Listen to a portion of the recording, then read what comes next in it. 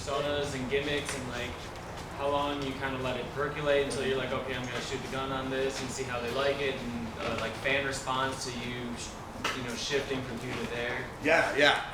I might take this in a little different direction, because the truth was, I didn't find out until about 5 years ago that the only reason that, and I'm on record as saying this on WWE's own show, so it's not like I'm bad-mouthing him or saying something that he doesn't know about, but Jim Ross had battled pretty steadily on my behalf for the better part of 2 years.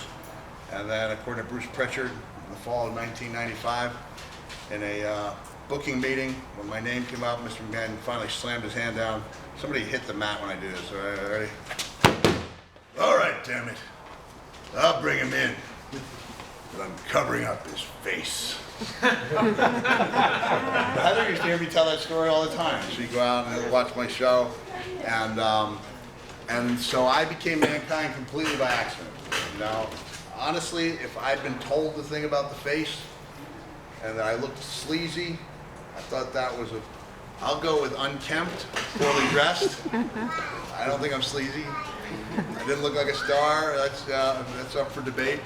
But the only reason I became Mankind is because Mr. McMahon didn't care for that character, you know, and the Cactus Jack thing had been working. But I went into deep thought about how I can make this different, so I wasn't just Cactus Jack with a mask on, and I was lucky that I could just every week was just an exercise in throwing stuff at the wall and seeing what stuck. Yep. Did they give you a mask, or did you pick one out? Well, no, the Undertaker had fractured his orbital bone, like in '95. He was such a valuable part of the company.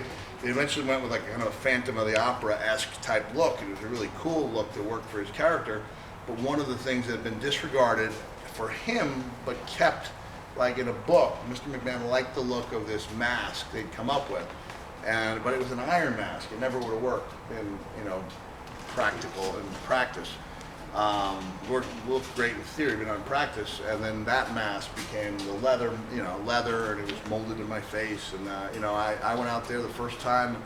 I mean, I was practically crying when I got back. I just was like, I can't breathe in this thing. I can never make this work. I remember calling home to my wife, going, I don't think I can do this. Maybe I could do it for a month and become Cactus Jack. And then I found the miracle of Vicks Vapo Rub that I put in the nose piece every night. And I just applied myself to making that character work and getting into that mood.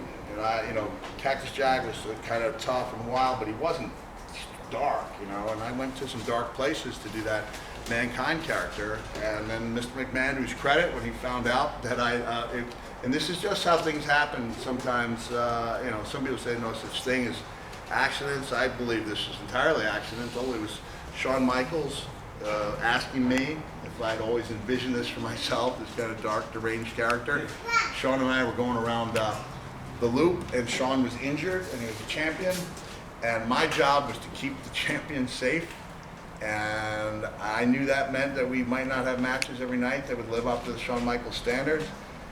But I was just asked a few days ago about what advice I'd give Daniel Bryan, and I said I would tell him, and I'll text it to him, and I'll say, don't worry about that small percentage of people who are going to be angry you're not giving them something that lives up to your standards. Worry about, the mass of people that you are making happy. And so I would say to Shawn, all right, here's my offense. This is it. That's what I'm using, not the metal claw, and I can't drop to my knees, even though they've been repaired. Shawn was so good and so animated at selling it. If he was there, I'd come along like this, I'd raise that thing up so everybody knew I had it. I would admire what I was about to do. I mean, it'd be one if I just went like this, that's essentially what I did.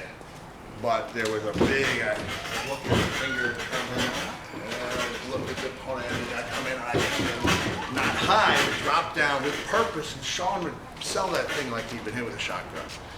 And he would then crawl over. Remember, you are in a theater in the round, squared circle, but you essentially have one of the few places where you can play to an entire, and an audience in the round. And so many guys don't do it. You watch old Dusty Rhodes matches, people are like, oh, he got over because of his promos. You're like, yeah, his promos are great. But when he was selling, granted, there was a liberal use of blood at that time, but he was practically crying out to the viewer at home to help him. You know, and I remember people saying, watch the Dusty pose. It's Dusty as Jesus. His arms are out.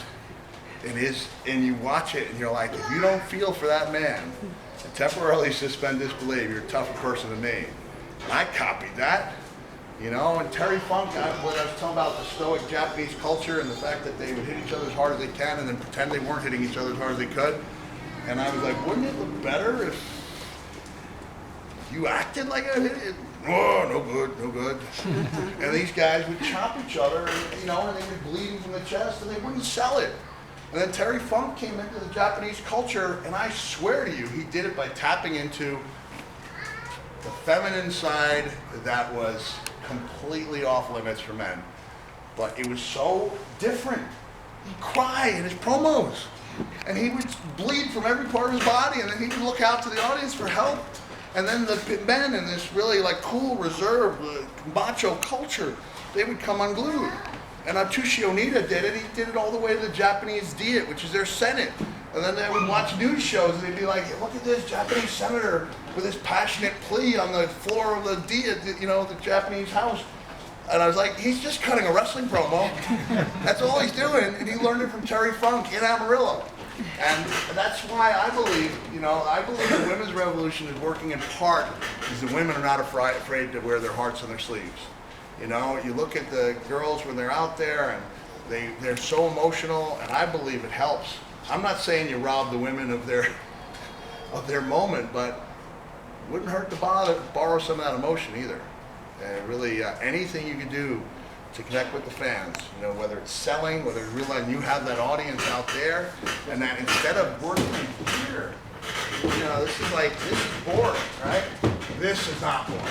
Anything you can do, and even like this, you don't have to be this, anything, you know, and there are times when you look at some of the photos of me and Eddie Gilbert, and it's like, oh, I'm just ripping off Dusty Rhodes here, you know? And granted, you won't have, you know, streams of blood to work with, but it's still anything you can do that makes that opponent feel for you. Anything you can do that makes it look like you're not using a punch or a forearm as a way to set up a high spot. You know what I mean? Like, everything should be maximized. So Terry would call it super selling, because you see guys and they punch and they exchange and they don't sell a thing. Whereas, you know, when Terry and I, Pablo, come in here a second, you know. And it's like, if you're overcoming a punch that didn't hurt you, I guess that's impressive on one level. But if Pablo or no hit with a good punch, it's like that, boom, and now I come back, boom! And now you're coming back from stuff that hurts you, which makes you 3 times tougher. I don't know if that's a direct mathematical equation, 3 times, but certainly it makes you look better than the guy who doesn't sell a thing. And I see it over and over, and I see this over and over. So again, probably I'm giving a punch. All right, and it's like, okay, the punch is a way to get to the ropes to set up a spot. I mean, even if you have to set up a spot, you know, the same punch, you know. And now you're here and you're pulling yourself up, and oh, it does. And now you're ready to go, you know. And same thing with a headlock. I'm not going to take it off, but like, guys, I'm going to shoot him from here. Here's a headlock. Now everybody usually has to go all the way here, has to come here, take a tackle, and then they stay here until they got to do it, right? All right, this is a little cheap move. I rarely use slaps. I wish I'd been able to use them more, but one of them that really works was just, you know, the tackle is like this, and then you hit this. Sorry if I was stiff. And I saw Bill Kazmaier and Kevin Nash to this day. Kevin gets angry if I don't refer to Oz versus Kazmaier as the baseline for how bad a match can be. If I use any other match as an example for how much wrestling can suck, he gets offended. Bill Kazmaier was literally the world's strongest man, the world's strongest man. And Kevin, at that time, 7 foot, 320 pounds of muscle, and they were doing tackles like this. They come to the ropes and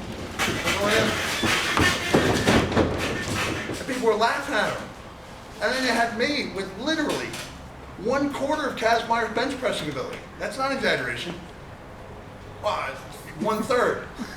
But everything I did, because I did it like it was the end of the world, and I hit that, and we'd sell that.